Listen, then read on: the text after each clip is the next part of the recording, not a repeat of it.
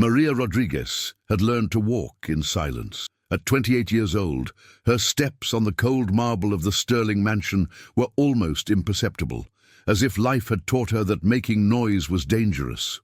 Her green eyes, soft as jade from Santa Fe, reflected a mixture of determination and weariness that only those who have struggled to survive can understand.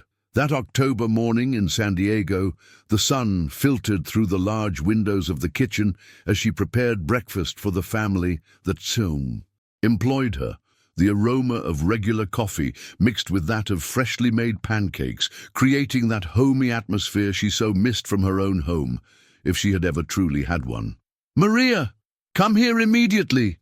Ms. Sterling's strident voice cut through the air like a whip. Maria dried her hands on the embroidered apron that had belonged to her grandmother and went to the main hall, where the family was having breakfast, surrounded by expensive paintings and mahogany furniture. "Yes, ma'am," she replied with her head slightly bowed, maintaining that respectful posture she had perfected during years of domestic service. "Were you the one who set this table yesterday for dinner?" The older woman's eyes gleamed with malice. On the mahogany table was an almost imperceptible stain on the white linen tablecloth. "Yes, ma'am. I set the table as I always do." Maria felt a knot in her stomach. She knew that look. She had grown up seeing it on the faces of those who believed that her humble background gave them the right to treat her as less than human. "Well, look at this." Ms. Sterling pointed to the stain with an accusing finger. "Our guests last night commented on the dirtiness of the table. Do you know what that means for our reputation?" The silence stretched like a spiderweb. The other members of the family continued eating breakfast, pretending not to hear, accustomed to witnessing these scenes of daily humiliation. Maria took a deep breath, feeling her cheeks flush red, not from shame, but from contained indignation. "With all due respect, ma'am," her voice was firm but controlled, "I check every detail before serving. That stain wasn't there when I finished setting the table." "Are you calling me a liar?" Ms. Sterling's voice rose in tone. "A presumptuous immigrant, that's what you are. You come from a miserable neighborhood and dare to contradict your employer." The words fell like stones on Maria's heart. She had heard those insults before, but never in front of witnesses. She felt tears threatening to well up, but she remained firm. Her grandmother had taught her that dignity is not negotiated, no matter the circumstances.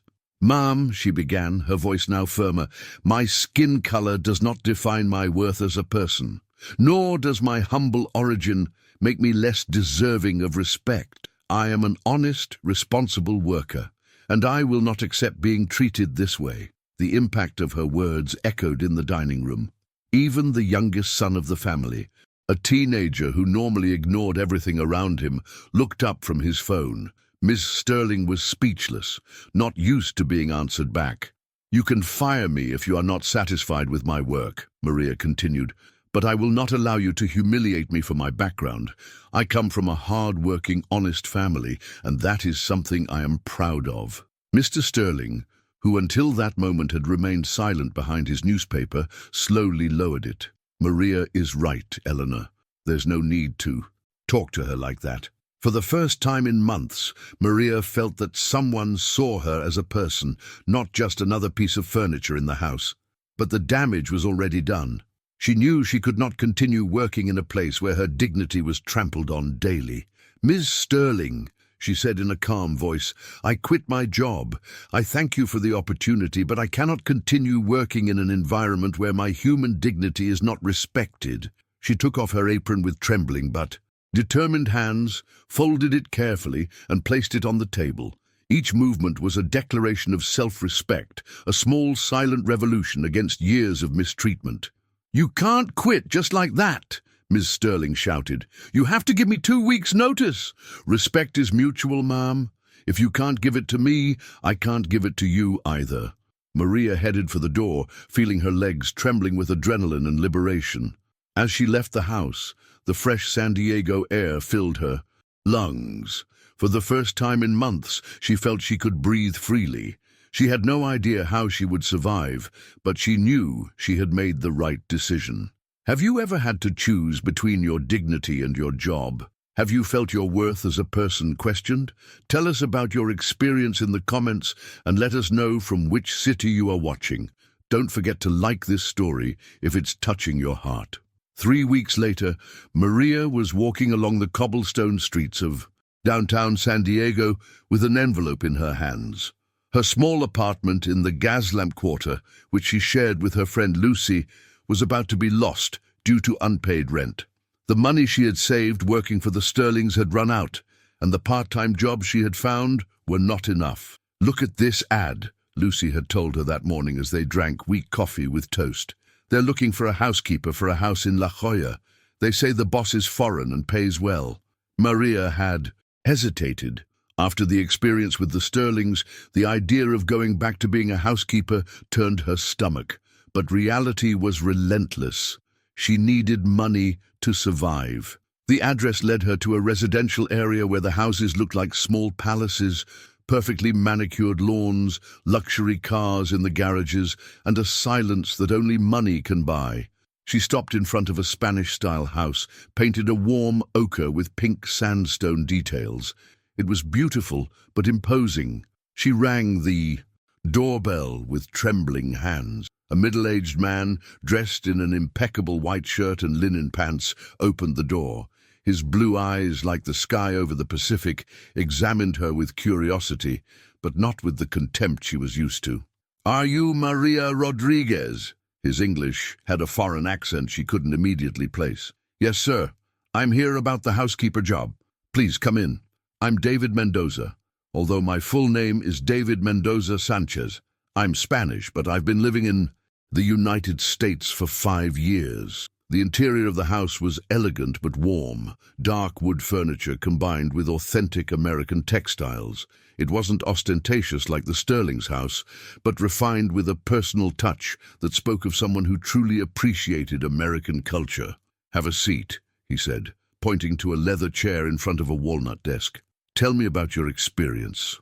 Maria began to talk about her previous jobs, omitting the unpleasant details. David listened attentively, asking specific questions about her cooking skills, her experience with household management, and her availability. "Why did you leave your last job?"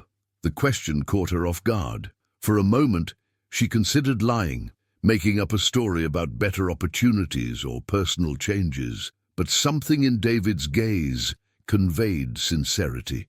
"Because I couldn't tolerate being treated without dignity," she finally replied. "I am an honest and responsible worker, but I do not accept humiliation." David leaned back in his chair, a gesture that could have been interpreted as disapproval. But when he spoke, his voice was understanding. "I understand perfectly. I too have experienced discrimination, although for different reasons. When I arrived in the US, many saw me as the arrogant Spaniard who came to take their opportunities." He paused, looking out the window at the garden. "I learned that dignity is the only thing we truly possess." Maria felt something strange in her chest. When was the last time someone had really listened to her? When had someone validated her feelings instead of judging them? "The job is simple," David continued. "I need help with cleaning the house, preparing occasional meals, and general organization. I'm not very sociable, so most of the time you'll be alone. The schedule is flexible, and the salary is—" He mentioned a figure that was double what she had earned with the Sterlings. "But there's one condition," he added, and Maria felt her heart sink. "I need you to be completely honest with me. If something doesn't seem right to you, if you have any problems, or if you simply don't feel comfortable, you must tell me immediately. I don't want you to feel obligated to tolerate situations that make you uneasy." It was the first time in years that someone had given her permission to express her needs. The first time an employer had spoken to her as an equal. "May I ask you a personal question?" she dared to say. "Of course. Why are you so different?" David smiled, and for the first time Maria noticed that he was a truly attractive man, not in an obvious and superficial way, but with that beauty that comes from intelligence and kindness. Because I know what it's like to feel invisible, he replied, and because I believe that all people deserve to be treated with respect, regardless of their job or their background. At that moment, something changed in the room. A silent connection, a mutual recognition of two people who had been hurt by the world and who, in some way, had found each other. "The job is yours if you want it," David said. "You can start tomorrow if it suits you."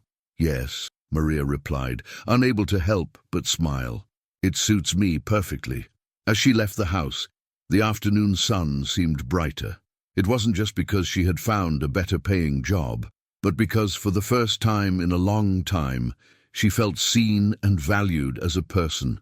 She didn't know that David had stayed at the window, watching her walk away with an expression he hadn't had in years. Nor did she know that he had been looking not only for a housekeeper, but for a reason to believe in human kindness again.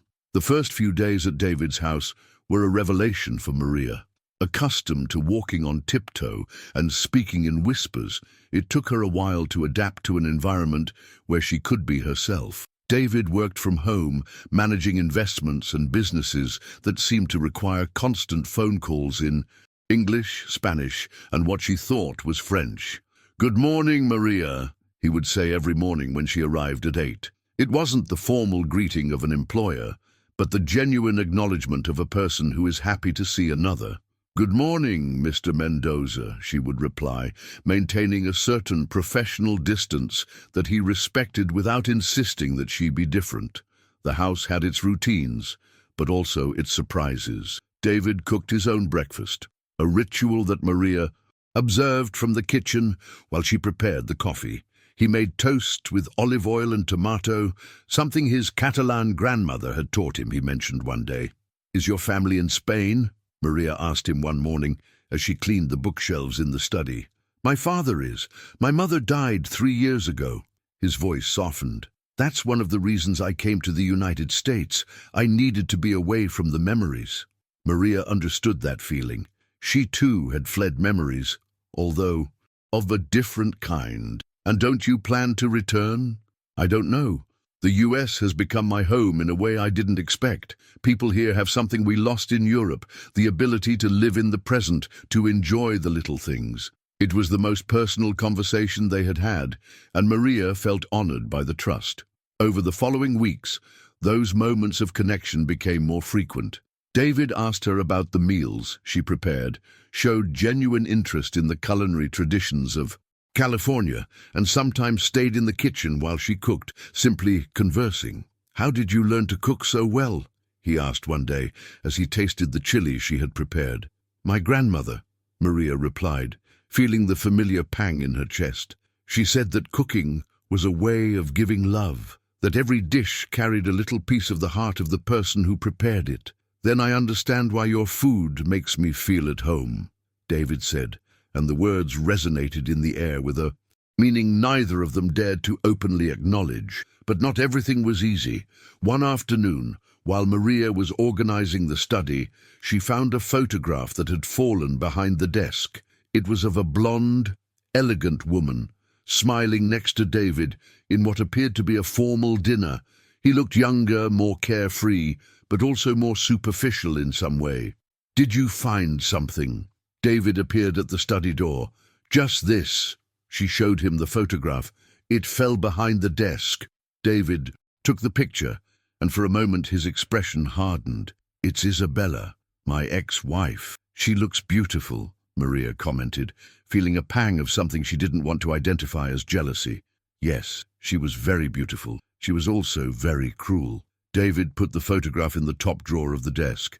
"Some people have beauty on the outside, but emptiness on the inside. It took me a long time to understand the difference." Maria didn't know what to say. There was something in the way David had said those words that made her feel he was speaking not only about his ex-wife, but about an entire conception of beauty and human worth. "May I ask what happened?" "She married me for my money, and I married her for her beauty. When we realized that neither of us was what the other needed, it was too late. She found someone richer, and I found that I was completely empty inside." David's honesty moved her. Is that why you came to the US? Partially. Also because I wanted to find something authentic, something real. In Barcelona, everything seemed like a constant performance. Here, people are more direct, more genuine. And did you find it? The authentic? David looked her directly in the eyes, and Maria felt the air thicken between them. Yes, he said simply. I think so. That night, Maria couldn't sleep. David's words echoed in her mind, but so did her doubts. What could she offer a man like that? What could a humble housekeeper have in common with a European businessman? The next day, she decided to keep more distance. She was polite but formal, avoided long conversations, and focused solely on her tasks. David noticed the change immediately. Did I do something to upset you? He asked her directly after lunch. No, sir. I'm just trying to maintain a professional relationship, she replied without looking up from the plate she was washing. Maria, look at me, please. She turned, drying her hands on her apron. I don't want you to feel uncomfortable if I said something inappropriate yesterday. You didn't say anything wrong, she interrupted him. It's just that you and I are from very different worlds. It's better to keep our distance. Who says we're from different worlds? Reality, she replied with more harshness than she intended. You are a successful, educated man who can choose where to live and what to do. I am a housekeeper who can barely pay rent. That's the reality.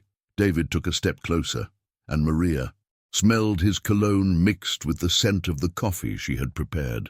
The reality is that you are an intelligent, strong woman who has taught me more about life in these months than all my years of university. The reality is that I look forward to seeing you arrive every morning.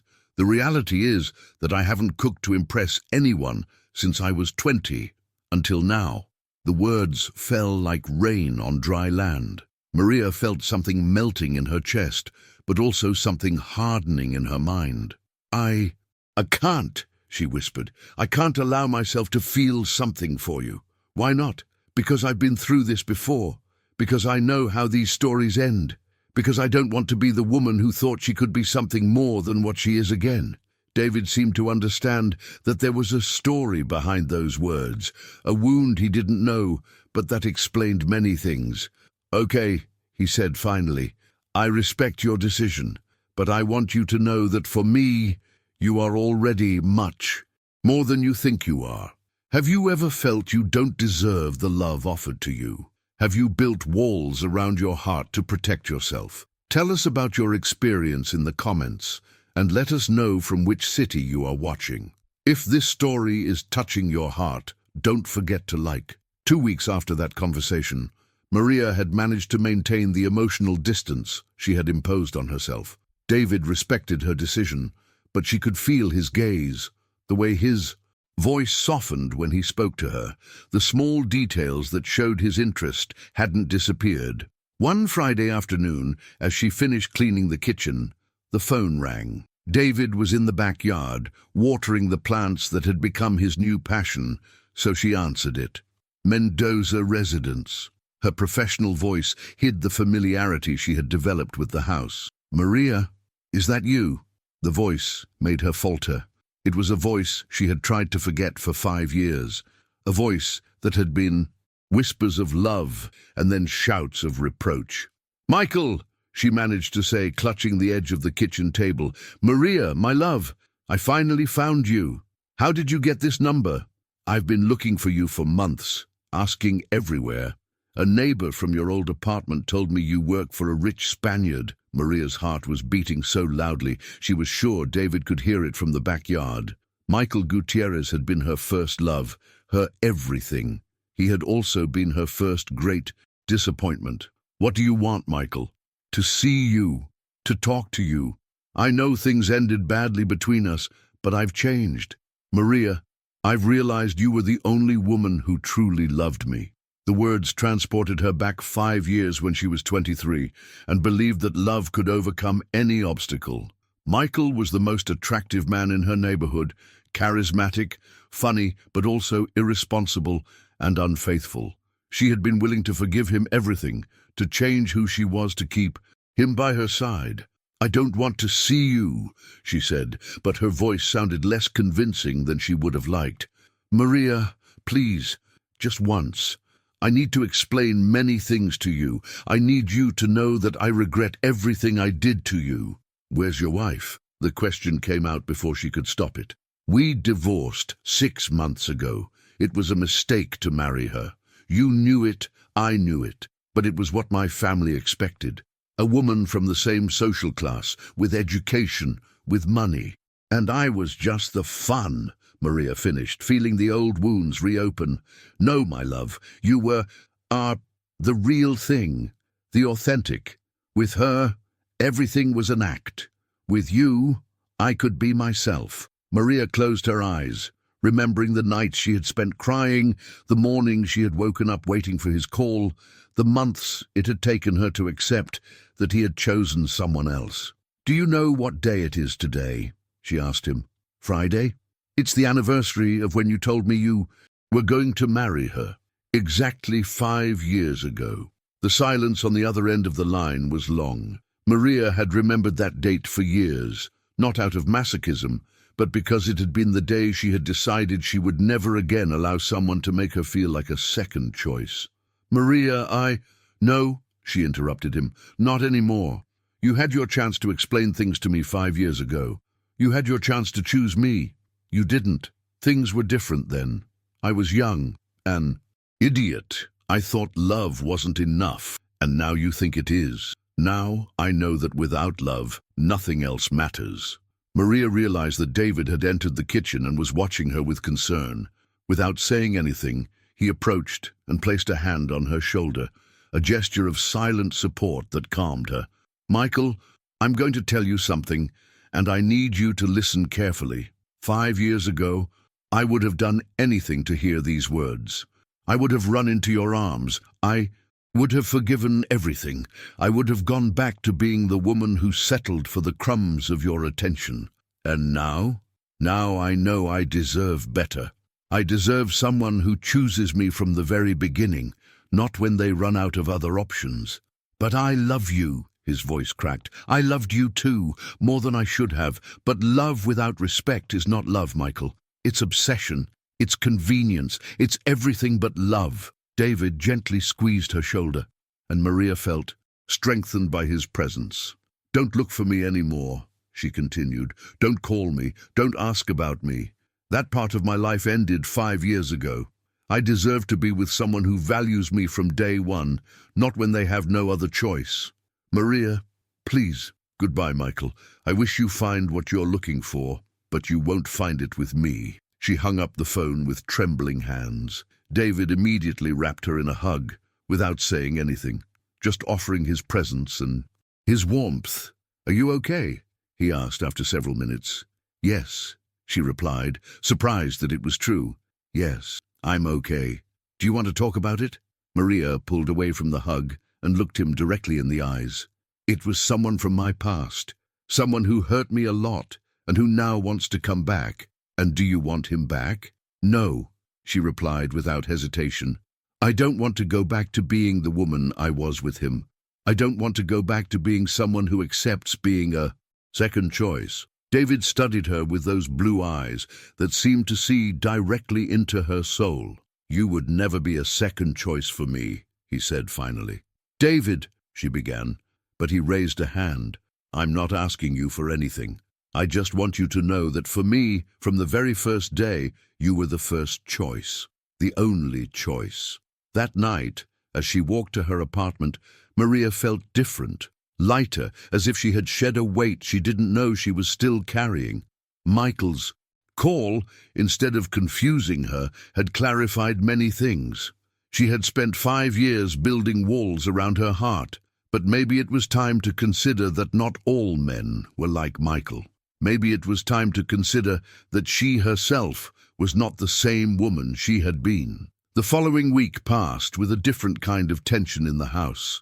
Maria had begun to allow herself small moments of connection with David, longer conversations during breakfast, smiles that lasted a little longer, a growing comfort in his presence. He, for his part, seemed more relaxed, as if the words he had spoken after Michael's call had freed something in him too. One Wednesday morning, as she made coffee, Maria noticed that David seemed nervous. He had been making phone calls in English since early in the morning, and his voice had that tense tone he adopted when something worried him. "Everything okay?" she asked him as she served his coffee. "Yes. Well, not exactly." David ran a hand through his hair. "Maria, I need to tell you something. Something I should have told you from the beginning." Maria's heart raced. Did he have another woman? Was he married? Had he lied about his identity? "Please, sit down," he said, pointing to the chair across from him, at the kitchen table. Maria sat down, nervously drying her hands on her apron. "My full name is David Mendoza Sanchez," he began. "But what I didn't tell you is that I am the heir to Mendoza Industries, a family company that operates in Spain, France, and the United States." Maria frowned. "I don't understand." "I'm a multi-millionaire, Maria. Not just rich, a multi-millionaire. My family owns factories, hotels, real estate investments throughout Europe and Latin America. And 3 days ago, my father died." The words fell like lightning. Maria sat still, processing the information. "I'm so sorry," she finally murmured. "Why didn't you tell me?" "Because I have to return to Spain immediately. I have to take charge of the family empire. And because—" he stopped, struggling with the words, "because I didn't want you to change with me when you found out who I really am." "Change how?" "People change when they discover my fortune. Some become servile, others greedy, others simply fake. You treat me like a normal person, and that's something I hadn't experienced in years." Maria got up from the chair, needing distance to think. "When are you leaving?" "Friday, the day after tomorrow." "And when will you return?" David avoided her gaze. "I don't know. I might not return, Maria. The lawyers say I need to be there for at least a year to organize everything. And my family, they expect me to stay permanently." The silence stretched between them like a chasm. Maria felt something break in her chest, but she didn't know if it was relief or disappointment. "And what about me? What about my job?" "You can stay in the house for as long as you need. It's already paid for the next 5 years. And there's money in the bank for all your expenses and your salary." David approached her. "Maria, I want to ask you something, and I know I have no right." "What?" "Come with me." The words floated in the air like an invitation and a farewell at the same time. "To Spain?" "Yes. As my personal assistant. As the person who helps me manage the Mexican properties from there. As—" He stopped, took a deep breath. "As the woman I fell in love with." Maria felt her legs tremble. "David, I know it's a lot to ask. I know it's crazy. But in these months I've realized that money means nothing if you don't have someone to share it with. Someone who loves you for who you are, not for what you have." "I can't," she whispered. "I can't leave everything and go to a country where I don't know anyone, where I don't speak the language. You speak Spanish, and I would be with you. And what if it doesn't work out? What if you decide there that I'm too different from you? What if your family doesn't accept me?" David took her hands in his. "And what if it does work out? What if we're happy?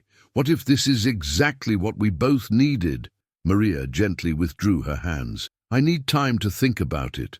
"You have until tomorrow night. The flight leaves on Friday at 6 in the morning."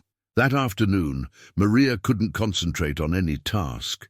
Every object in the house seemed to remind her of some moment shared with David. The coffee mug he used every morning, the Spanish books he had bought to better, understand Mexican culture, the plants in the garden he watered religiously every afternoon. That night, she called Lucy to tell her everything. "Are you crazy?" her friend shouted over the phone. "A multi-millionaire is asking you to go with him to Europe and you're hesitating. It's not that simple, Lucy." "Of course it's simple. He loves you, and you love him." "How do you know I love him?" "Because in the last 3 months you haven't talked about anything else.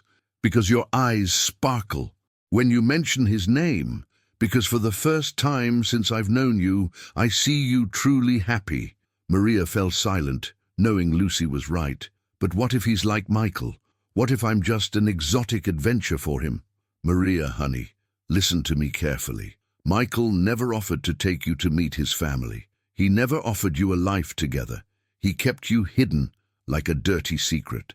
David is asking you to be part of his official, public, real life. What if I don't fit into his world? What if you fit perfectly? Look, you can stay here, work as a housekeeper for the rest of your life, and always wonder, what if? Or you can take the biggest risk of your life and possibly find the happiness you deserve. That night, Maria didn't sleep. She stayed awake thinking about all the reasons why she shouldn't go, and the only reason why she should. She was in love with David, and he with her.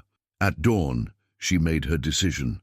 On Thursday morning, Maria arrived at David's house with a small suitcase and her heart beating like a mariachi drum. She found him in the kitchen, making coffee with trembling hands, as if he hadn't slept either.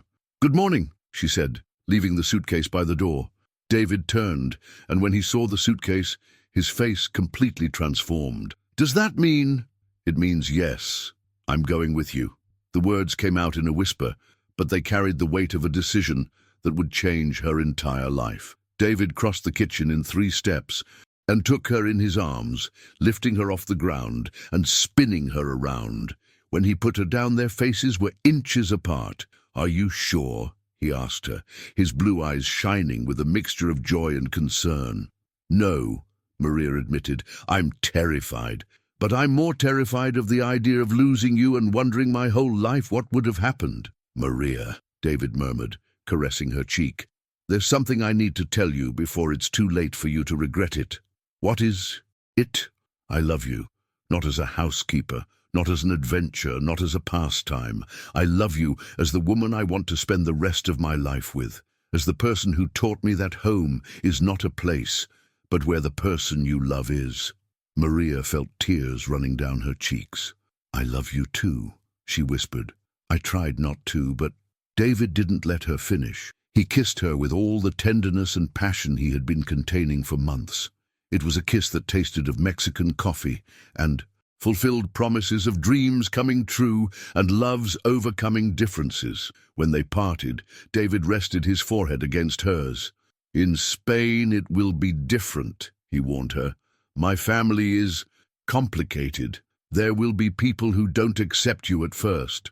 And will you defend me? I'm going to do something better. I'm going to love you so publicly, so obviously, that no one can doubt your place in my life." The rest of the day passed in a mixture of nerves and preparations. David showed her photos of Barcelona, told her about his family, promised to teach her Catalan, and that they would cook his grandmother's recipes together.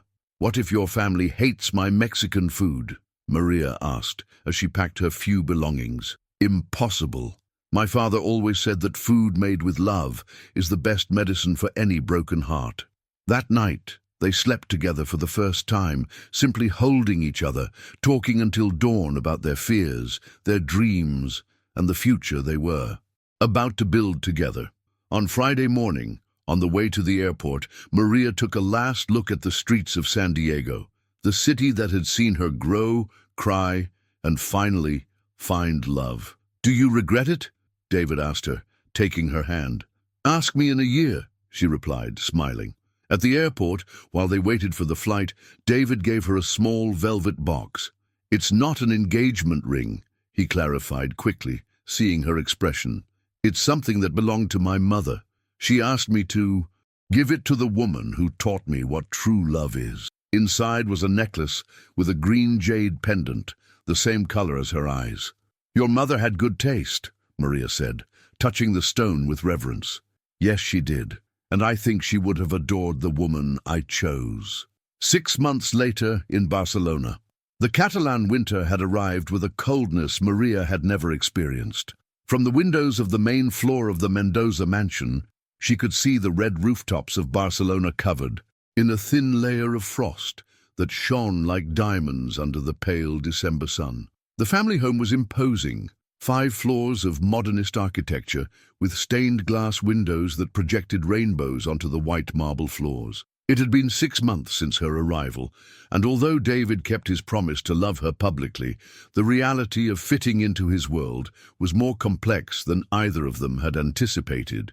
"Maria, darling, could you come here for a moment?" David's voice echoed from his study on the second floor. She left the Catalan book she was studying and went up the carpeted stairs. David's study was a perfect blend of European elegance and Mexican warmth. Antique Catalan walnut furniture coexisted with Oaxacan crafts she had brought, and photographs of Barcelona alternated with landscapes of San Diego. "What do you need?" she asked, approaching the desk where David was reviewing documents with a tense expression. "Please, sit down. We need to talk about something important." Maria sat down in the leather chair in front of the desk, immediately noticing the formality in David's tone. In recent months, she had learned to read his expressions. This was his serious business problem face. "What's wrong?" "The board of directors met yesterday. There is resistance to our relationship." David set the papers aside and looked directly at her. "Some family members, especially my Uncle Carlos and my cousin Montserrat, are pushing me to make a decision." "What? A kind of decision?" "They want me to marry someone from Catalan society, someone who, according to them, understands the responsibilities that come with being the Mrs. Mendoza." The words hit Maria like a punch to the stomach. During these months, she had felt the evaluating glances at family dinners, the subtle comments about her accent when speaking Catalan, the smiles that didn't reach the eyes when she was introduced at social events. "And what did you tell them?" "I told them that the woman I'm going to marry is already decided, and that she's the only person in years who has made me feel completely myself." David got up and walked around the desk to take her hands. "But Maria, I need you to know that this is going to get harder before it gets better." "Harder how?" "They're going to try to show you that you don't belong here. They're going to invite you to events where they only speak in Old Catalan. They're going to make cultural references you can't understand. They're going to try to humiliate me," Maria finished, feeling a familiar flame of determination ignite in her chest. "Yes." Maria remained silent for several minutes, looking out the window at the garden where the fountains were frozen. She thought of the girl she had been, growing up in the streets of San Diego with no weapons other than her intelligence and her dignity. She thought of the woman who had stood up to Ms. Sterling. She thought of everything she had overcome to get here.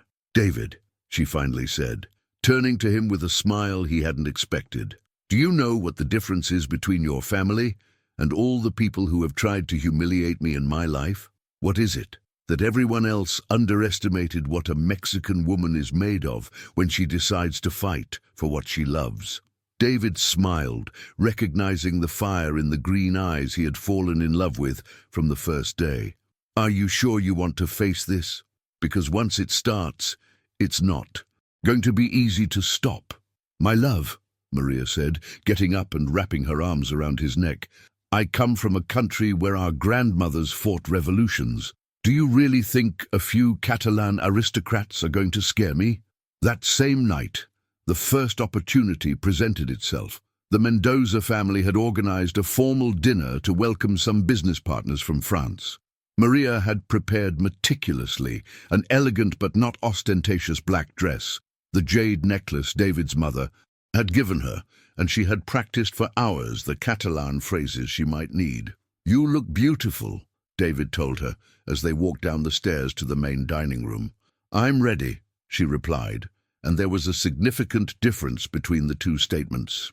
The main dining room of the Mendoza mansion was impressive. A mahogany table for 20 people, bohemian crystal chandeliers, and paintings by Catalan masters decorating the cream-colored walls. The guests were already gathered. When they arrived, men in tuxedos and women in dresses that cost more than the annual salary Maria had earned as a housekeeper. "Bonsoir, mesdames et messieurs," David greeted in French. "Je vous présente Maria, ma fiancée."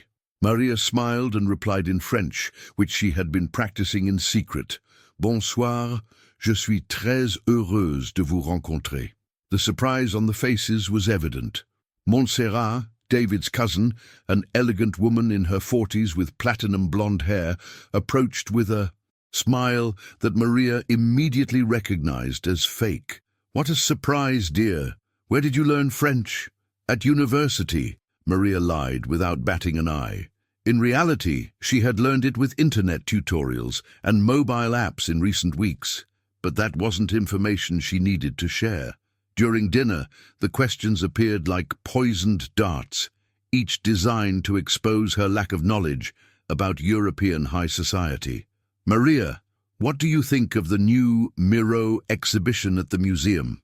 asked Uncle Carlos, a 60-year-old man with a perfectly trimmed grey moustache. "I haven't had a chance to see it yet," Maria replied honestly, "but I've been reading about Picasso's Blue Period, which I find fascinating, although I must admit I prefer Mexican art, Frida Kahlo, Diego Rivera, José Clemente Orozco.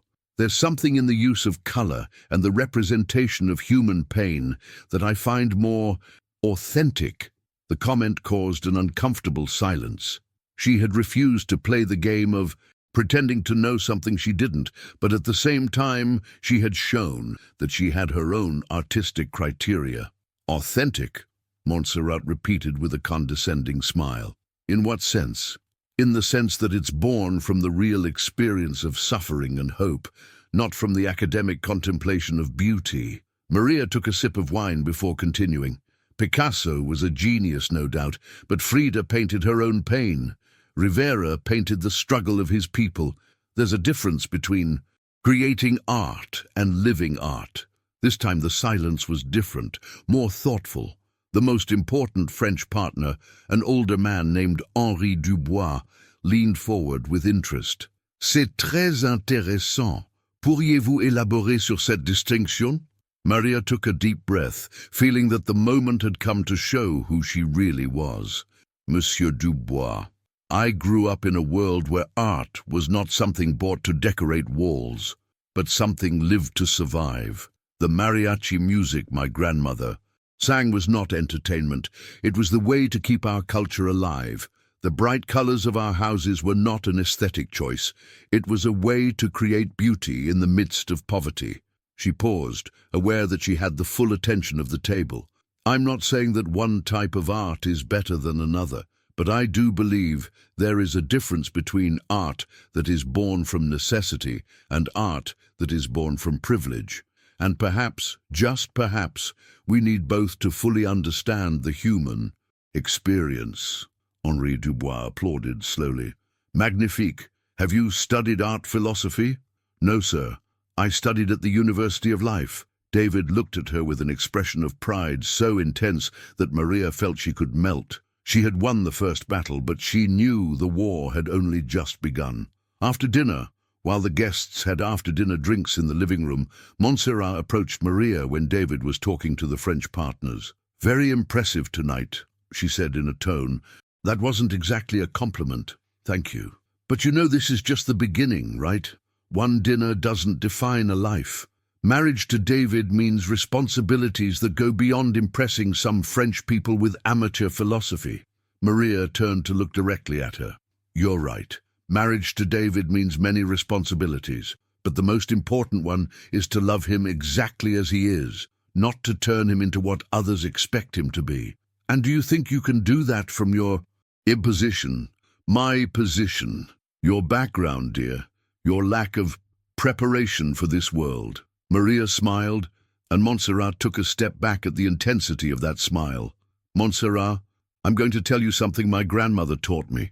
A person's worth is not measured by their family's money, but by the kindness of their heart. And if after 6 months you still can't see why David chose me, maybe the problem isn't my preparation, but your ability to recognize true worth." "How dare you?" "I dare because I have something money can't buy, the certainty of knowing who I am. I don't need anyone's approval to validate my worth, not even yours." At that moment, David approached, clearly aware of the tension between the two women. "Everything okay here?"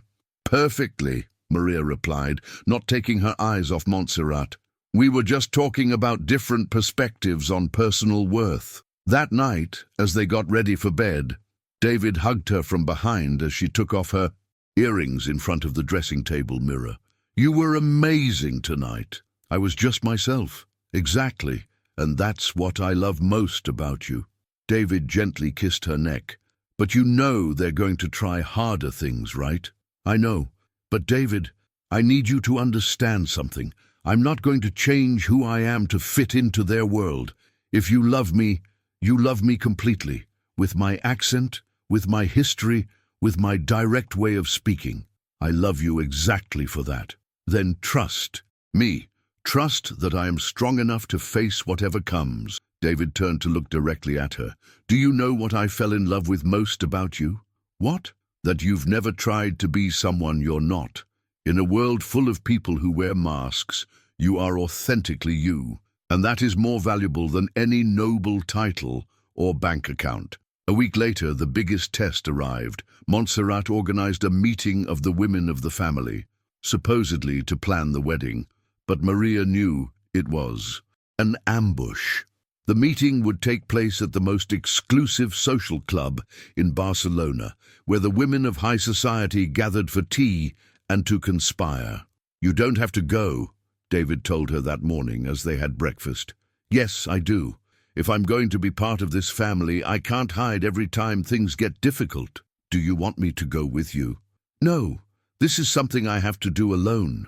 The Circulo del Liceo Club was exactly what Maria had imagined. High ceilings with golden moldings, antique red velvet furniture, and perfectly groomed women who spoke in whispers while sipping tea from Chinese porcelain. Maria arrived, dressed elegantly but without ostentation. A navy blue suit, modest heels, and the jade necklace that had become her good luck charm. When she entered the private room where the meeting was being held, the conversation stopped. "Maria, dear, what a joy that you could come," said Montserrat, getting up to kiss her on both cheeks with the falseness Maria already knew. There were 8 women in total: David's mother, who had been genuinely warm with her, Montserrat, 3 cousins, 2 sisters-in-law, and an older woman Maria didn't know, but who clearly had authority in the group.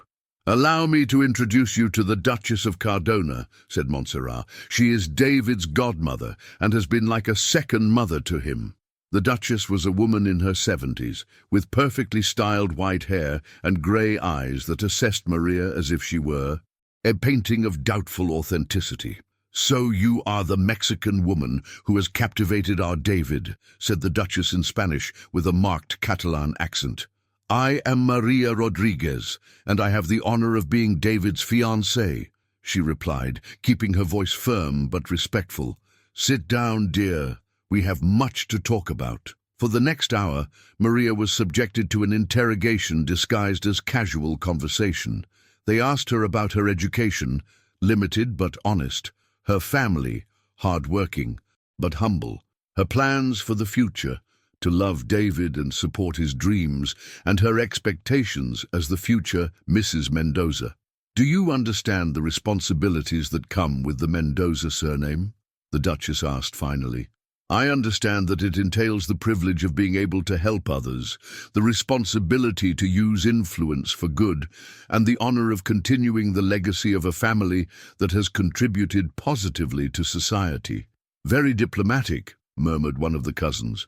"But do you have the practical experience to handle the social obligations? Do you know how to organize charity events, how to handle the press, how to represent the family at official engagements?"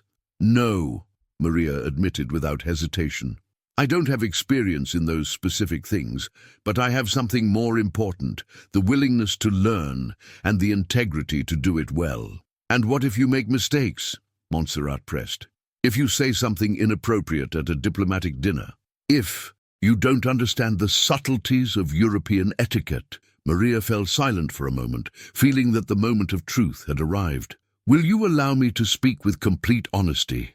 she asked. The women nodded, although some cautiously. "You are right. I will probably make mistakes. I will probably say things that you consider inappropriate. My direct way of speaking will probably make some people accustomed to subtle diplomacy uncomfortable." She paused, took a deep breath, and continued, But I will also bring something that this family has not had in generations: authenticity. I will remind you that behind all the elegance and protocol, we are human beings with hearts that need true love. I will teach you that a person's worth is not measured by their pedigree, but by their actions. The Duchess leaned forward, clearly interested. Continue. David chose me not despite my background, but because of who I am. He chose me because I gave him back something he had lost: the ability to be himself without masks. And I chose him not for his money or his position, but because he is the kindest, most honorable man I have ever known. Maria stood up, feeling it was time to end the conversation on her own terms. You can accept me or not. You can approve this wedding or not, but I am not going to change who I am to fit into a mold that does not suit me. If you want to know the real Maria, the invitation is open. If you prefer to continue judging me for what I am not, that is your decision. She headed for the door, but the Duchess's voice stopped her. Maria, she turned around. In 50 years of knowing the Mendoza family, I had never seen David as alive as I have seen him these past months. The old woman smiled for the first time since Maria had arrived. Perhaps that is exactly what this family needed. That night, when Maria told David about the meeting, he hugged her with an intensity that took her breath away. I love you so much that sometimes my chest hurts, he whispered. I love you because you're brave without being aggressive, strong without being harsh, and authentic without being naive. Do you think they will accept me? Some will, others maybe never. But you know what the most important thing is? What? That I have already chosen you, and that my love for you does not depend on anyone else's approval. 2 weeks later, the Duchess of Cardona invited them to an intimate dinner at her palace. During the evening, she offered Maria something completely unexpected: lessons in protocol and etiquette, not to change her, but to give her the tools she would need to navigate the world she was entering. Why? Maria asked her, genuinely surprised. Because you reminded me of something I had forgotten, the Duchess replied. That true elegance comes from the heart, not from protocol, and because I believe you can teach us as much as we can teach you. It was the beginning of an unexpected friendship, and the first step towards a true integration between two worlds that had seemed irreconcilable. 3 months later, spring in Barcelona. The chapel of Santa Maria del Mar had witnessed aristocratic weddings for centuries, but it had never hosted a celebration like the one being prepared for David Mendoza Sanchez and Maria Rodriguez. For weeks, Barcelona had been buzzing with rumors about the wedding of the year, the heir to the Mendozas marrying a Mexican woman of humble origin in a ceremony that now promised to be a unique fusion of Catalan and Mexican traditions. Maria was in the bridal suite of the Hotel Casa Fusta, surrounded by a group of women who 3 months ago would have seemed impossible as allies. The Duchess of Cardona, who had become her mentor and confidant, her future mother-in-law, Maria del Carmen, who had adopted her as the daughter she never had, and even Montserrat, who after months of resistance had begun to see in Maria not a threat, but a renewal for the family. "Stay still, honey," said her friend Lucy, who had flown in from Mexico to be her maid of honor. "If you keep moving like that, we'll never finish these buttons." The wedding dress was a masterpiece of cultural fusion. Designed by Oscar de la Renta, it combined European elegance with traditional Mexican details. The base was ivory silk with a classic cut that accentuated Maria's natural figure, but the long sleeves were embroidered with gold thread in patterns that evoked Oaxacan textiles.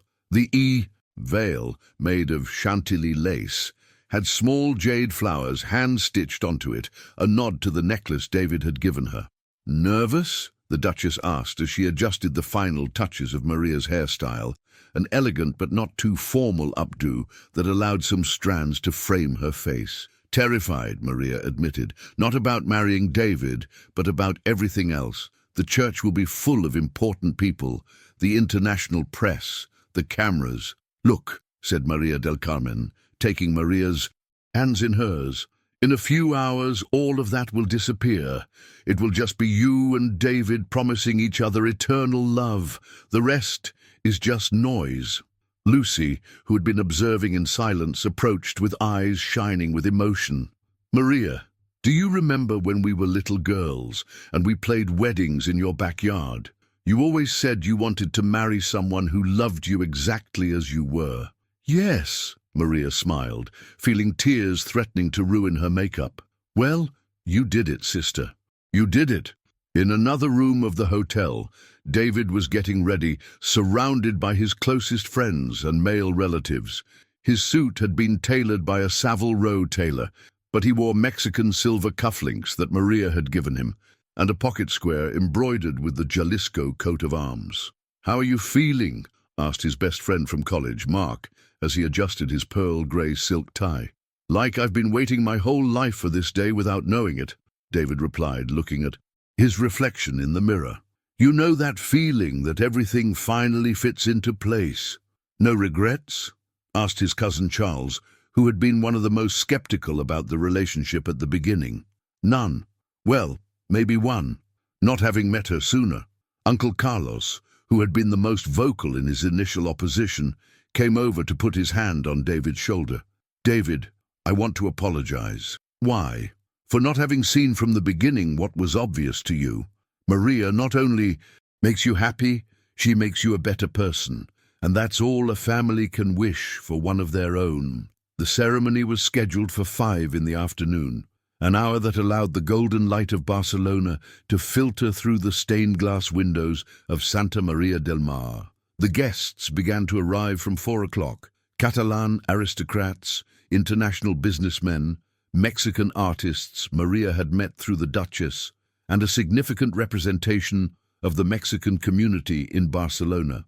But the most important guests for Maria were in the front rows, her family. David had insisted on bringing from Mexico not only Lucy, but all the people who had been important in Maria's life. Her Aunt Rosa, who had raised her after her parents died in an accident when she was 12, her cousins, her childhood neighbors, even Mrs. Lopez, the owner of the store where she had worked during her university years. "I can't believe we're in Spain," whispered her cousin Elena, looking in awe at the Gothic architecture of the church. "I can't believe our Maria is marrying a prince," added her Aunt Rosa, dabbing her tears with an embroidered handkerchief. "He's not a prince," Lucy corrected. "He's something better. He's a man who loves her exactly as she is." As the guests took their seats, David was already at the altar with the priest, Father Miguel, a Jesuit he had met during his work with needy communities in Mexico, and who had agreed to officiate the ceremony in Spanish and Catalan. The church, doors opened and Ave Maria began to play, performed by a mariachi band that David had brought especially from San Diego, along with the choir of the Barcelona Cathedral. The fusion of sounds was surprising and beautiful, Mexican violins intertwining with Catalan voices, creating a harmony that perfectly reflected what was about to happen. First, the bridesmaids entered. Lucy, radiant in an emerald green silk dress, Montserrat, who had insisted on being part of the bridal procession as a gesture of reconciliation, and David's younger sister, Isabella, who had traveled from New York for the occasion. Then, on the arm of her Uncle Robert, her deceased father's brother, Maria appeared. The silence that followed was absolute. Even the photographers from the international press, accustomed to covering royal weddings, stood still for a moment. Maria was radiant. The dress transformed her without changing her essence. She was still the authentic and direct woman she had always been, but now surrounded by an elegance that seemed to emanate from within. Her green eyes shone with a happiness that illuminated the entire church, and her smile, directed exclusively at David, was of a purity that made everything else disappear. David, who had maintained his composure throughout the preparation, felt tears run down his cheeks as he watched her walk towards him. It wasn't just that she was beautiful, although she was. It was that at that moment, seeing her walk towards the altar, surrounded by flowers and light, he realized that he was witnessing the most important moment of his life, When Maria reached the altar, her Uncle Robert lifted her veil and kissed her forehead before placing her hand in David's. "Take good care of her," he whispered in Spanish. "With my life," David replied, also in Spanish. The ceremony was a perfect blend of traditions. Father Miguel spoke about a love that transcends borders, cultures, and social differences. He read passages from the Song of Songs in Spanish and Catalan, while incense with the scent of Mexican copal filled the air. When it was time for the vows, David spoke first. "Maria, a year and a half ago, I was a successful but empty man.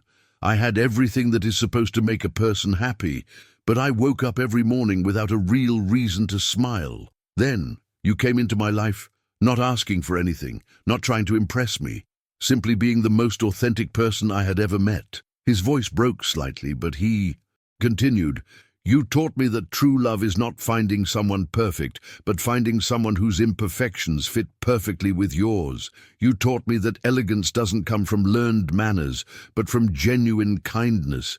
You taught me that my home is not an address, but wherever your heart is." David took her hands more firmly. "I promise to love you in Spanish, in Catalan, in French, or in any language you need to hear. I promise to always defend you, to support your dreams, even if they scare me, and to remind you every day how incredible you are.